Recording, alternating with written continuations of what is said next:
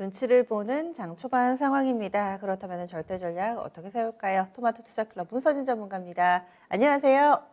네, 안녕하세요. 네, 오늘 장 한마디 알려주세요. 네, 오늘 장 한마디는 소문난 잔치 잭슨홀 미팅 이렇게 정해봤습니다. 네, 소문난 잔치는 먹을 게 없죠. 그러면 잭슨홀 미팅도 특별할 게 없을 것이다 라는 의미인 건지 좀 더 설명을 해주세요. 네, 맞습니다. 제가 이제 화요일 날 방송에서도 이야기를 했던 것 네. 같은데요. 일단 뭐 우려감이 선반영된 시장이다라고 이야기를 했는데 뭐 같은 맥락이라고 보시면 됩니다. 시장에서 이제 가장 좀 주목했었던 게 잭슨홀 미팅이지 않습니까? 아무래도 이때 뭐 테이퍼링에 대한 시그널이 나올 것이다라는 기대감을 이 우려감을 가졌었는데 이게 지난주 FMC 7월 FMC 의사록이 공개가 되면서 연내 테이퍼링 관련 이야기가 나와버린 거죠. 그러다 보니까 약간 기임은 빠졌어요. 확실하게 연내 테이퍼링에 대한 이 연내 테이퍼링을 논의하고 있구나라는 거가 이미 이제 시장에 노출된 상황이다 보니까 잭슨홀 미팅에서 뭐 연내 테이퍼링 이야기가 나온다 해서 시장이 뭐 별로 놀라지 않을 가능성이 높다라는 거죠. 특히 이번 잭슨홀 미팅 같은 경우는 원래는 이제 3일 정도 하지 않습니까? 대면으로 하려고 했던 걸 이제 하루로 좀 줄였다라는 거고, 하루로 줄였다라는 것 자체가 뭔가 크게 내용이 나올 만한 게 많이 없다라고 또 생각이 듭니다. 또 하나는 잭슨홀 미팅의 또 주제 자체가 일단 통화 정책과 관련된 부분보다는 이 양극화와 관련된, 그러니까 코로나 이 팬데믹 상황에서의 자산 가치 이 변동성, 그에 의한 뭐 양극화 이야기가 주를 이룬다라는 거죠. 그렇다면 이번 잭슨홀 미팅에서는 뭐 테이퍼링에 대한 이야기는 안 나올 가능성이 있지 않을까. 그다음에 뭐 혹시라도 나온다 하더라도 이건 역시도 시장이 이미 예상하고 있는 분위기이기 때문에 시장에 큰 악재가 되지 않을 가능성이 높지 않나라는 생각이 듭니다. 오히려 이번 잭슨홀 미팅에서는 이 테이퍼링을 하는 속도와 관련된 이야기가 어쩌면 잘하면 힌트가 될 수 있는데 이게 저는 오히려 호재성 뉴스로 나올 수도 있겠다는 생각이 듭니다. 왜냐하면 최근 들어 이제 파월 의장은 이런 이야기를 많이 하고 있거든요. 그러니까 팬데믹 상황에서 자산 가치가 급등을 하면서 이 자산 가치 급등으로 인한 소득의 자산 가치의 불평등이 많이 벌어졌다. 이 분배에 대한 이 불균형이 굉장히 많아졌다. 라는 이야기를 계속 이야기를 했습니다. 그러면서 했던 말은 만약에 테이퍼링으로 인해서 연준의 이 통화적 긴축 정책으로 인해 시장의 변동성이 나올 때 이건 역시도 그때 이제 시장이 충격을 받고 그 충격으로 인한 또 한 번의 또 자산 가치에 대한 또 불평등이 일어날 수도 있다라는 이야기를 많이 했단 말이죠. 그렇다면 이 이야기는 결국에는 시장의 최대한 연준의 긴축을 충격이 없이 흡수를 하겠다라는 이야기를 할 가능성도 있지 않을까라는 생각을 합니다. 그래서 어쨌든 뭐 이와 관련된 부분은 뭐 많은 이제 석학들이 거기 와서 잭슨홀에서 많은 이야기를 하긴 하겠죠. 하지만 어쨌든 시장이 좀 우려하고 있는 테이퍼링과 관련된 부분의 이야기는 생각보다는 주가 안 될 수도 있다라는 거고요. 만약에 뭐 주가 된다 하더라도 제가 앞서 이야기 드린 것처럼 뭐 이건 이미 시장이 예상하고 있는 상황이기 때문에 시장이 큰 충격을 주지 않을 가능성이 높다라고 봅니다. 이게 결국에는 지금 뉴욕 증시의 분위기를 만들어가고 있는 거지 않겠습니까? 잭슨홀 미팅을 앞두고 있음에도 불구하고 뉴욕 증시는 지금 뭐 사상 최고치를 경신하고 있고, 특히 국내 시장 같은 경우도 아무래도 좀 반도체 쪽이 조금 이제 발목을 잡으면서 최근에 2차 전지 관련 쪽이 좀 발목을 잡으면서 흐름 자체가 조금 이 상승세가 좀 꺾이긴 했지만 보시면 아시겠지만 코스닥 같은 경우는 다시 좀 빠르게 치고 올라가고 있다라는 거고, 저는 뭐 제가 예상했던 지지점은 1020이라고 저는 생각을 했거든요. 그때도 항상 이런 이야기 드렸는데 다시 제가 예상했던 이 지지선을 일단 다시 회복했다라는 거고, 코스피 같은 경우는 제가 3150을 또 지지선이라고 이야기했는데 이걸 깨고 내려갔던 걸 지금 다시 좀 회복하고 있다라는 점. 지금 코스닥 모두 국내 시장도 이제 다시 언더슈팅 구간에서 다시 정상화 구간으로 좀 넘어오고 있다라는 점, 이런 점을 감안하면 시장과 관련된 부분을 뭐 지나치게 우려할 필요는 없다. 많은 분들이 좀 우려하는 것 중에 계단식 하락하는 거 아니냐라는 우려감을 가지실 수는 있지만, 물론 이 자리에서 다시 우리도 뉴욕 증시처럼 신고가를 치고 나가기는 힘들다. 왜냐하면 달러가 지금 현재 어쨌든 지금은 조금 안정화가 됐지만 그래도 어쨌든 강세 기조를 화끈하게 꺾은 건 아니거든요.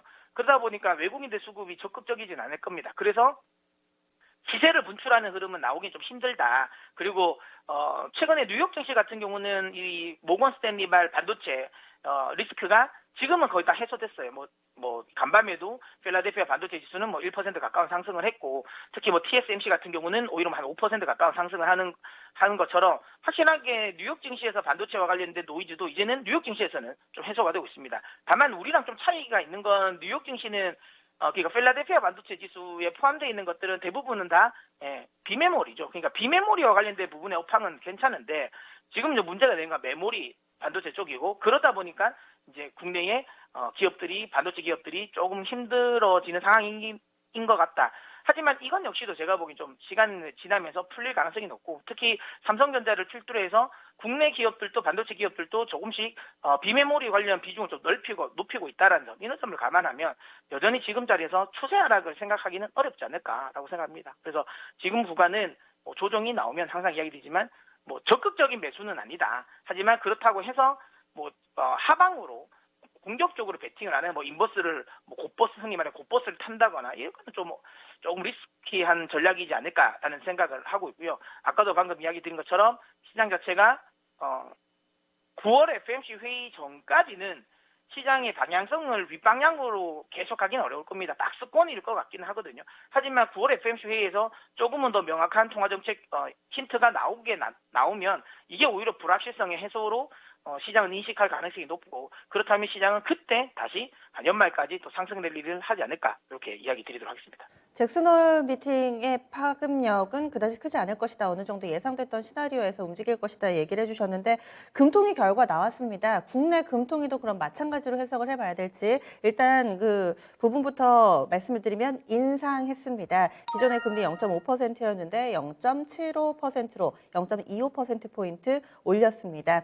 지난해 5월에 내렸고요. 그 이후에 15개월 만에 변동이고, 금리를 인상한 것은 2년 9개월 만으로 나오고 있습니다. 통화 시장, 그리고 또 집값도 너무 오르고요. 이런 부분을 잡기 위해서다라고 정부 측에서는 입장을 얘기하지 않을까. 11시 구간대 또 기자회견도 있습니다. 워낙에 채권 전문가 67, 그러니까 6대4 정도의 비율로 동결하지 않을까라는 시각이 좀 있었는데, 일단은 금리를 인하를 했고요. 바로 환율 시장에 반응이 옵니다. 현재는 1163원까지 원달러 환율 밀려 내려간 모습 보여주고 있고요. 그런데 또 지수는 약간은 좀 잠잠한 모습을 나타내고 있어서 국내의 이 금리 인상도 어찌 보면은 예상 범위 내에 있었기 때문에 영향은 제한적이다, 이렇게 보시는 건지 이 부분도 좀 분석을 해주세요. 네, 사실 시장에서는 금리를 인상을 안 하길 바랬던 거죠. 안 하길 바랬던 거고, 이주열 총재가 계속 그런 말을 하지 않았습니까? 그러면 우리랑 싸우겠다라는 거냐라는 발언까지 했지 않습니까? 우리는 분명히 시그널 줬다.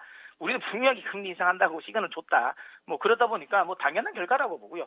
아무래도 원달러 환율 같은 경우는 이제 잘 맞물린 것 같아요. 1180원이 좀 강력한 저항선이었거든요.